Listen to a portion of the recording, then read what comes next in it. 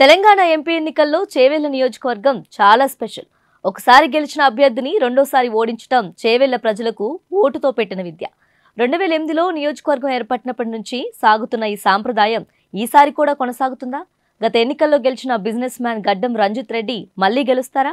గాలివాటం బట్టి కాంగ్రెస్లోకి ప్లేట్లు ఫిరాయించిన రంజిత్ ఆశలు నెరవేరుతాయా? ట్రెండ్ తమకు అనుకూలిస్తుందన్న బీఆర్ఎస్ గెలుపు సాధ్యమేనా? ఎంపీ ఎన్నికల్లో 14 సీట్లు సాధించాలని టార్గెట్ పెట్టుకున్న కాంగ్రెస్ రంజిత్ రెడ్డి గెలుపును ప్రతిష్ఠగా తీసుకుంది. బీఆర్ఎస్ కీలక నేతలను తన వైపు తిప్పుకుంటూ గులాబీ ఓటు బ్యాంకుకు తూట్లు పొడుస్తుంది. బీజేపీ కూడా బీఆర్ఎస్ కేడర్ను చేర్చుకుంటూ బలం పుంజుకుంటుంది. త్రిముఖ పోటీలో బీఆర్ఎస్ బలహీనంగా ఉందనే టాక్ వినిపిస్తుంది.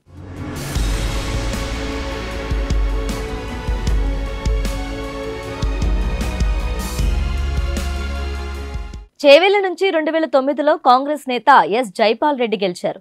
2014లో బీఆర్ఎస్ తరపున కొండా విశ్వేశ్వరరెడ్డి గెలవగా 2019లో రంజిత్ రెడ్డి కూడా అదే పార్టీ అభ్యర్థిగా పోటీ చేసి కొండాపై విజయం సాధించారు. మారిన రాజకీయ పరిస్థితుల్లో కొండా బీజేపీ అభ్యర్థిగా, రంజిత్ కాంగ్రెస్ అభ్యర్థిగా తలపడుతున్నారు. బీఆర్ఎస్ టికెట్ పై మాజీ ఎమ్మెల్సీ కాసాని జ్ఞానేశ్వర్ పోటీ చేస్తున్నారు. ఈ ముగ్గురు బీఆర్ఎస్, కాంగ్రెస్ పార్టీలతో అనుబంధం ఉన్న వాళ్లే కావటం మరో ప్రత్యేకత. కొండా గత ఎంపీ ఎన్నికల్లో కాంగ్రెస్ టికెట్పై పోటీ చేశారు.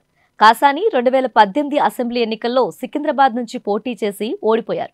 కొండా బీఆర్ఎస్ను వదిలేశాక కొన్నాళ్లు కాంగ్రెస్లో ఉండి కాషాయం గూటికి చేరుకున్నారు. పార్టీ వాల్యూతో పాటు ఫేస్ వాల్యూ కూడా ఇక్కడ కీలకం. లోకల్, నాన్ లోకల్ సెంటిమెంట్ కూడా ప్రభావం చూపే అవకాశం ఉంది. తాజా అసెంబ్లీ ఎన్నికల్లో చేవెళ్ల కాంగ్రెస్ బీఆర్ఎస్లను సమానంగా ఆదరించింది. 7 అసెంబ్లీ సెగ్మెంట్లలో 4 కారుకు, 3 హస్తానికి దక్కాయి. కాంగ్రెస్ ఎంపీ టికెట్ కోసం టీపీసీసీ అధికార ప్రతినిధి సత్యం రాజు, మహేశ్వరం ఇన్ఛార్జ్ లక్ష్మారెడ్డి తదితరులు పోటీ పడ్డారు. అయితే చివరి క్షణంలో రంజిత్ రెడ్డి పార్టీలో చేరి టికెట్ దక్కించుకున్నారు. మొన్నటి వరకు తమ శత్రుపక్షంలో ఉన్న రంజిత్ రెడ్డి గెలుపు కోసం కాంగ్రెస్ కార్యకర్తలు కష్టపడాల్సిన వింత పరిస్థితి నెలకొంది. వరంగల్కు చెందిన రంజిత్ నాన్ లోకల్ కావటం ఆయనకు ప్రతికూలంగా మారింది. కొండా, కాసాని లోకల్ కావటం వాళ్లకు కలిసొచ్చే అంశం. రంజిత్ రెడ్డిపై కాంగ్రెస్ కార్యకర్తల్లో అసమ్మతి, అసంతృప్తిని తొలగించేందుకు అధిష్టానం తిప్పలు పడుతుంది. విభేదాలను పక్కన పెట్టి పార్టీ గెలుపు కోసం పనిచేయాలని రేవంత్ కోరుతున్నారు.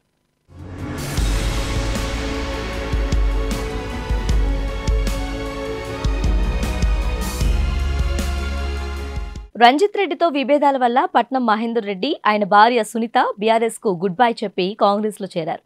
రంజిత్ కూడా కాంగ్రెస్ లోకి రావడంతో ఆధిపత్య పోరు నెలకొంది. అయితే సునీత మల్కాజ్గిరి నుంచి పోటీ చేస్తుండటంతో ఈ వర్గపోరు చేవెళ్లపై ప్రభావం చూకపోవచ్చని పార్టీ అంచనా. రంజిత్ పార్టీ మారడం వల్ల అటు బీఆర్ఎస్లోని కేడర్ దూరమై, ఇటు కాంగ్రెస్ కేడర్ సహకరించక ఒంటరిగా మిగిలిపోయారనే టాక్ వినిపిస్తుంది. 5 ఏళ్లు ఎంపీగా ఉన్న నియోజకవర్గానికి చేసిందేమీ లేదని, తన స్వార్థం కోసమే పార్టీ మారాడనే విమర్శలు ఆయన్ని ఇబ్బంది పెడుతున్నాయి. రంజిత్ రెడ్డి చివరి క్షణంలో హ్యాండ్ ఇవ్వడంతో బీఆర్ఎస్ కాసానిని తమ అభ్యర్థిగా ప్రకటించింది. సబితా ఇంద్రారెడ్డి ఫ్యామిలీ ఆయనకు అండగా నిలిచింది. రంజిత్, కొండాలతో పోలిస్తే కాసాని బలం తక్కువేనని చెప్పుకోవచ్చు. ఆర్థికంగా, కేడర్ పరంగా బలంగా ఉన్న కొండా దూకుడు ప్రదర్శిస్తున్నారు. గత ఎన్నికల్లో ఓడిపోయిన కొండాపై ఓటర్లలో సానుభూతి ఉందని బీజేపీ అంచనా. తను భారీ మెజారిటీతో గెలుస్తానని, ఇది మోదీ సీటు అని కొండా ధీమా వ్యక్తం చేస్తున్నారు.